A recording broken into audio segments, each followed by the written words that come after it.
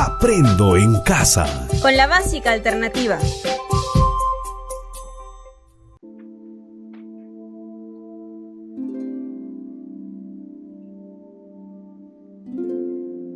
Hola, ¿qué tal jóvenes estudiantes de segundo grado de educación básica alternativa del ciclo avanzado?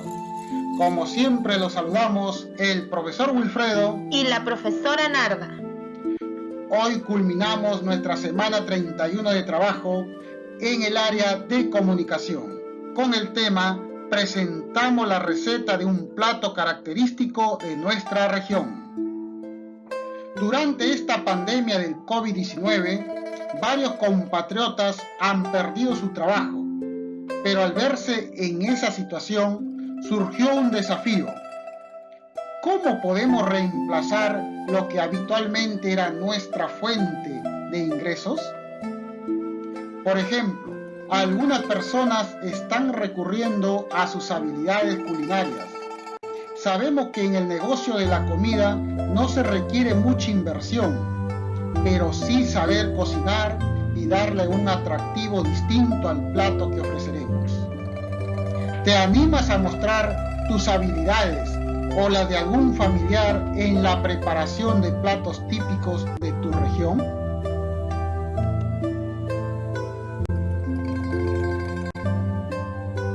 ¿Has probado una rica pachamanca o un caldo de cabeza de cordero de Huancayo?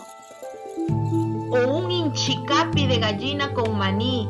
¿O un juane con cecina, su tacacho y chorizo de Iquitos o Pucallpa? ¿O una rica sopa seca de chincha? Posiblemente sí, o quizás no, pero sí estamos seguros que has consumido las delicias que se preparan en tu región. Imagina entonces que debes cocinar un plato representativo de tu región para compartirlo en un concurso de gastronomía regional. ¿Te animas a escribir la receta? Es por ello que en la primera actividad comprenderás la función del punto y de la coma para usar ambos signos de puntuación cuando escribas y revises una receta. En la segunda actividad, escribirás la receta del plato típico que has elegido para compartir de modo virtual con tus compañeras o compañeros del SEBA. ¿Imaginas cuántas viandas regionales podrían preparar?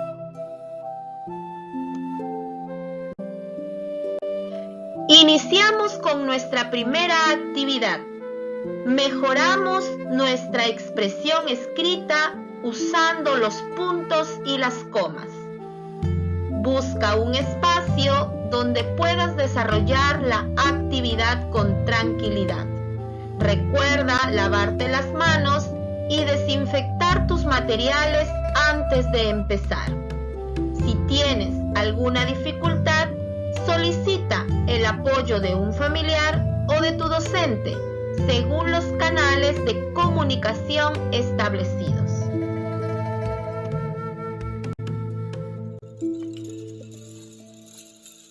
Suele creerse que los signos de puntuación reflejan las pausas del discurso oral. De acuerdo con esta creencia, es suficiente con fijarse en los movimientos de la entonación para puntuar correctamente. Desgraciadamente, eso es inexacto. La puntuación sirve para brindarle el sentido y la interpretación a un texto. Depende de cómo se colocan los signos de puntuación para comprenderlo y evitar ambigüedades.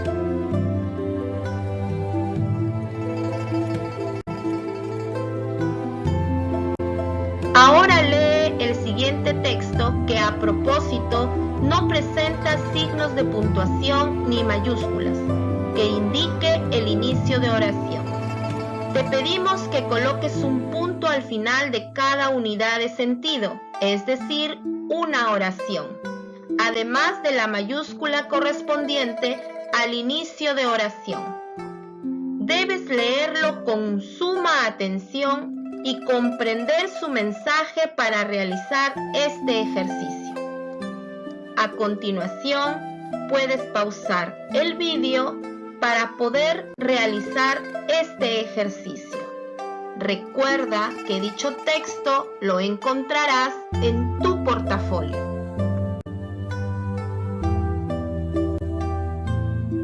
¿Comprendiste el mensaje del texto al colocar el punto al final de cada oración? Estamos seguros de que sí lo lograste. A continuación, encontrarás el mismo texto con los puntos y las mayúsculas puestas. En la Edad Media, una persona podía pasarse la vida entera sin que el mundo en que vivía hubiera cambiado mucho.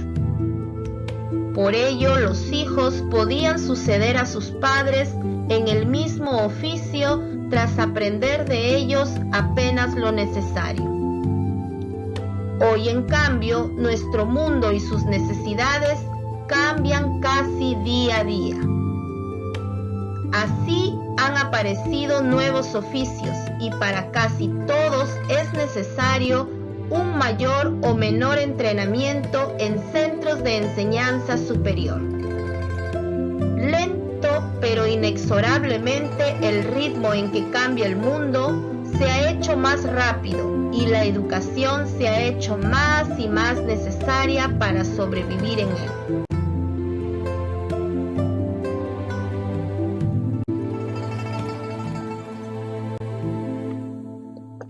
El punto indica el final de una unidad de sentido, es decir, una oración. Toda oración se inicia con mayúscula. Esa es una primera idea que debes comprender para usar el punto, que puede ser punto y seguido, punto y aparte o punto final. Enseguida recordarás cuál es la función de la coma al interior de una oración. Te invitamos a leer los siguientes ejemplos e indagar sobre el tema la coma, que aparece en la página 85 del texto interdisciplinario Archivo 2.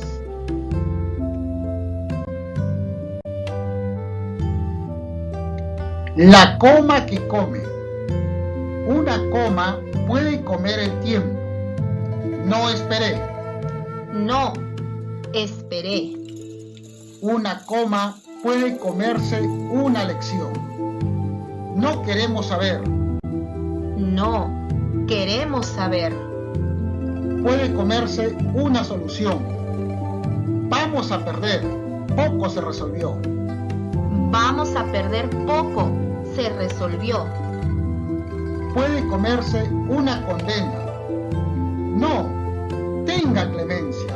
No tenga clemencia. Una coma se puede comer niños. Vamos a comer niños. Vamos a comer niños.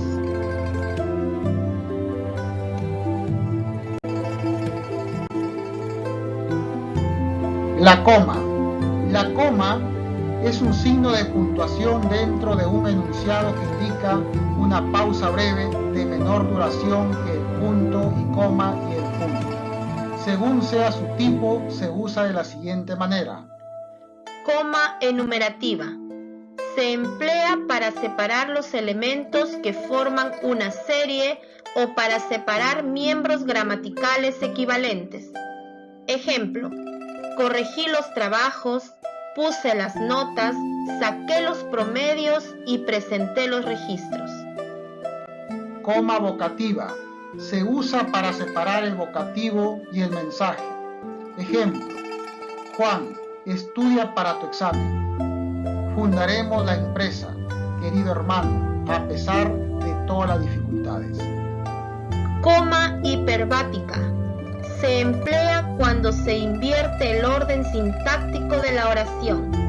Se escribe coma después del complemento anticipado.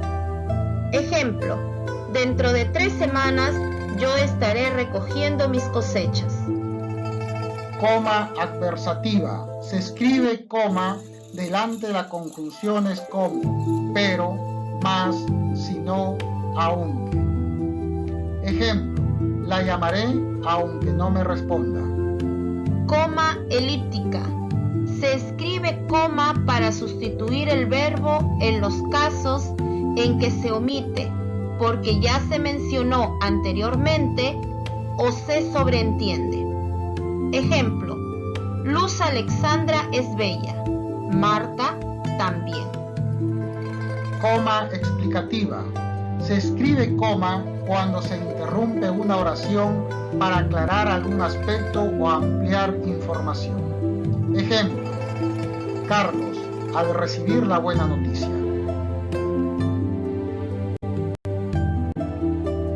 Elabora un organizador visual con base en la información presentada sobre los tipos de comas. Recuerda realizar dicho organizador en tu portafolio.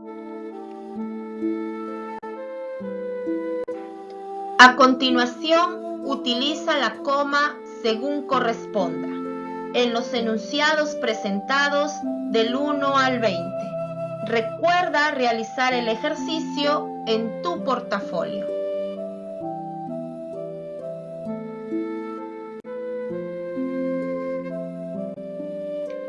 Continuamos con la actividad 2. Elaboramos una receta para preparar un plato propio de nuestra región.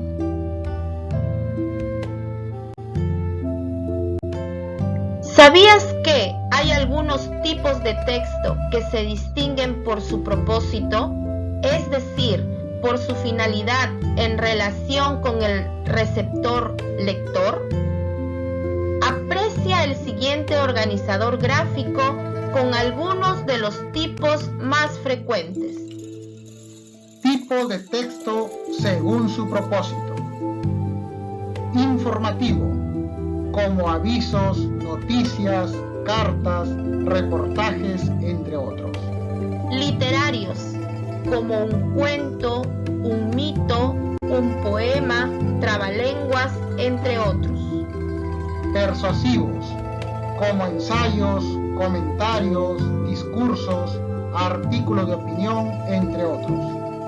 Prescriptivos, que pueden ser normativos, normas de convivencia en el aula, las normas de circulación, reglas de un juego, entre otros.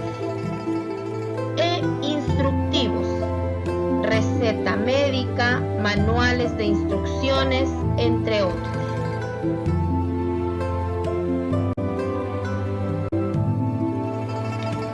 Te invitamos a indagar sobre el tema tipo de textos según su propósito, que se presenta en la página 83 del texto interdisciplinario Archivo 2.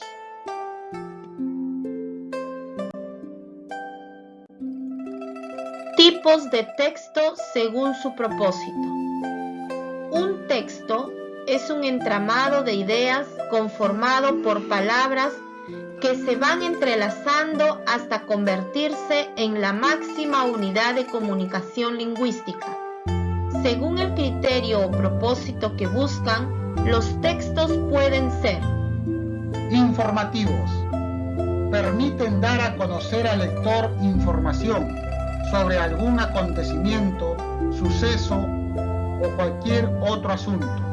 Ejemplo, avisos, noticias, cartas, reportajes, etc. Persuasivos. Su propósito es exponer una idea o una serie de razonamientos con la finalidad de lograr convencer al lector. Ejemplo, ensayos, comentarios, discursos, artículos de opinión, etc.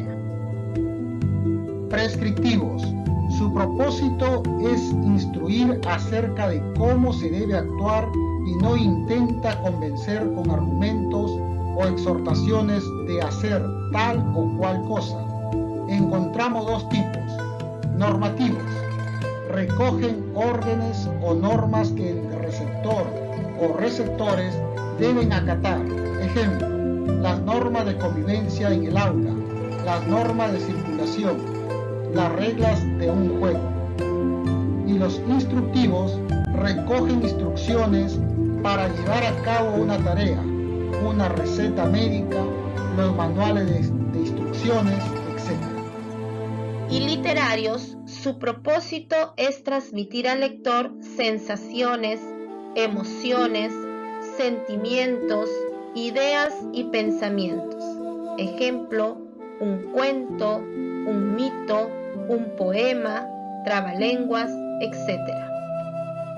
Asimismo, te invitamos a que realices la siguiente actividad en tu portafolio.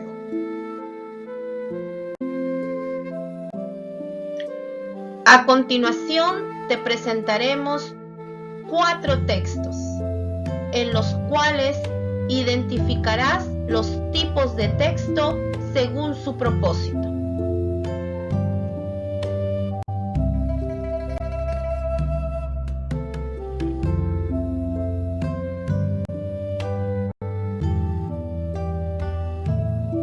¿Qué te parece si lees la receta de la pachamanca, que es un texto instructivo y que aparece en la página 82 del texto interdisciplinario, archivo 2? Pero antes de leerla, completa este cuadro que lo encontrarás en tu portafolio.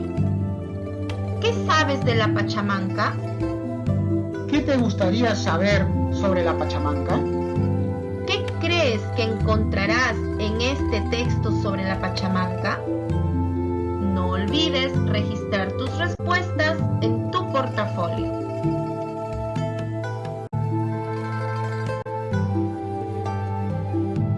Pachamanca.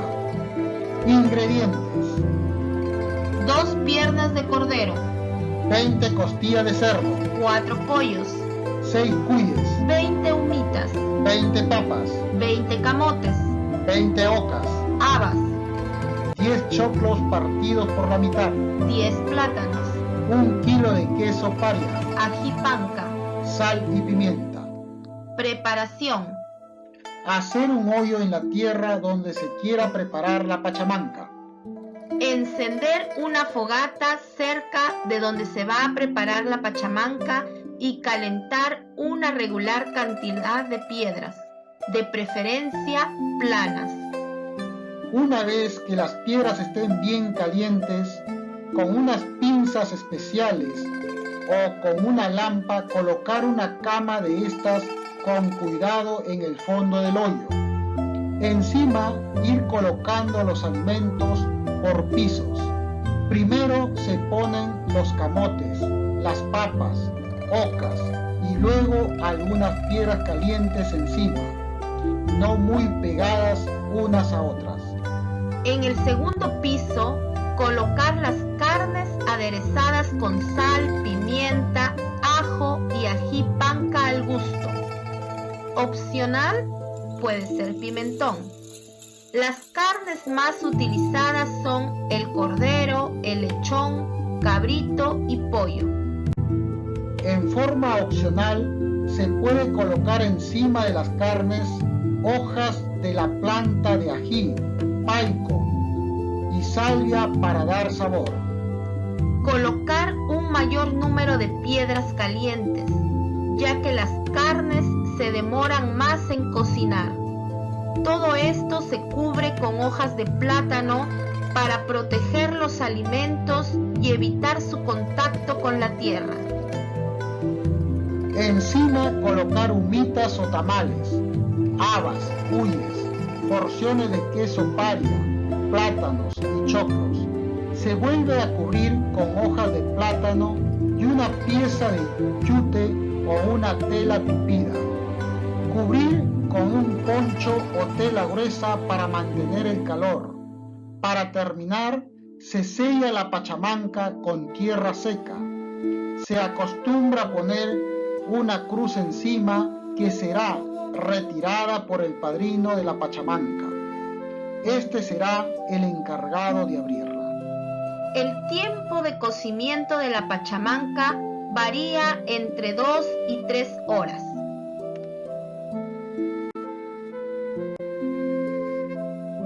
Averigua el origen quechua y el origen aymara de la palabra pachamanca.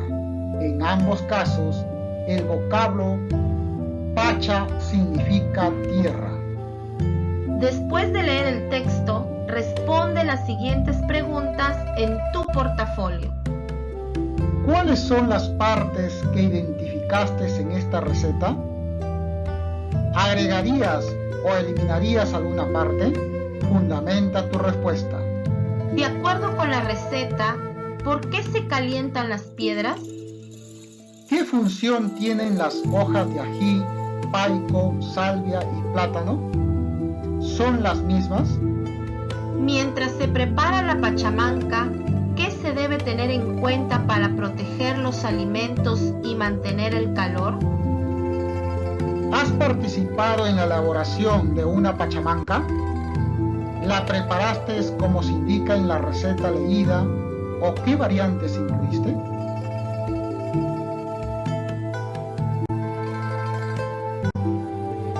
Así como la pachamanca, existen otros platos típicos en el Perú. Por ello, ahora vas a escribir la receta de un plato típico de tu región. Una receta constituye un texto instructivo prescriptivo, cuyo propósito consiste en indicar de manera precisa y ordenada cómo se cocina una vianda o comida. Sus partes son las siguientes: título, ingredientes y recomendaciones. Este último es opcional.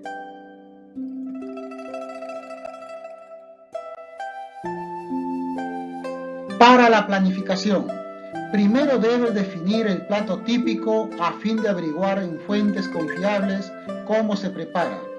También puedes preguntar a las personas con quienes vives. Completa el siguiente cuadro con los pasos para la planificación de tu receta. Este cuadro lo encontrarás en tu portafolio y deberás responder a las siguientes preguntas. Para el propósito, ¿para qué escribiré? Para el tema, ¿sobre qué escribiré? Para el destinatario, ¿a quién o quiénes me dirigiré? Para el registro lingüístico, ¿qué registro lingüístico usaré? A continuación, redacta una primera versión en borrador de tu receta. Considera que cuando brindes las indicaciones puedes emplear infinitivos, verboides, cuyas terminaciones son ar, er, ir, o verbos en modo imperativo, orden. Por ejemplo, escribirás expresiones como cortar las cebollas al estilo Juliana, freír el pescado usando harina de apanar, cortar las zanahorias en cuadritos, echa achiote y cuida que el aderezo no se queme, sino que solo se dore.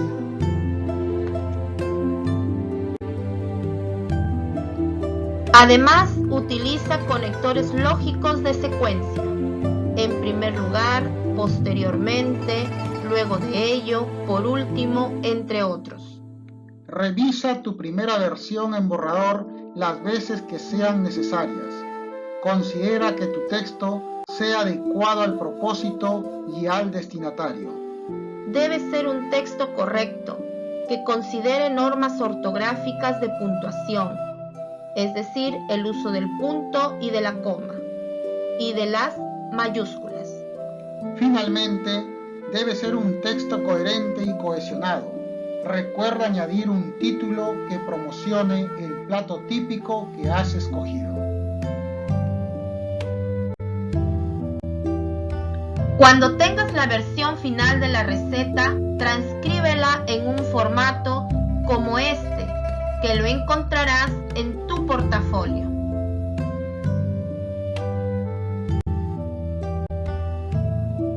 Para que evalúes tu receta, emplea la siguiente lista de cotejo. Si aún consideras que puedes mejorarla, hazlo hasta que estés totalmente satisfecha o satisfecho con tu texto. En este cuadro responderás con un sí o un no a las siguientes preguntas. ¿Adecué mi receta al propósito y al plato típico elegido? ¿Adecué el registro lingüístico al público o a quién me dirijo? ¿Cumplí con la estructura solicitada? Título, ingredientes, preparación y recomendaciones. ¿Elegí un título que fomente y promocione el consumo del plato típico? ¿Hay una secuencia lógica de acciones para la preparación del plato típico? ¿Precisé la cantidad necesaria por cada ingrediente y al momento en que se usan? ¿Propuse algunas recomendaciones para que el plato típico sea delicioso y atractivo a la vista? ¿Usé adecuadamente conectores lógicos de secuencia, verboides, infinitivos o verbos en modo imperativo? ¿Usé correctamente los signos de puntuación, sobre todo el punto y la coma? No olvides registrar tus respuestas en tu portafolio. ¿Qué presentarás a tu docente del área? El desarrollo de tu portafolio Archivo 3. Fotos donde se te ve realizando el trabajo remoto. Muy bien chicos, muy bien chicas, hemos concluido con la experiencia de aprendizaje del área de comunicación. Nos vemos hasta la próxima.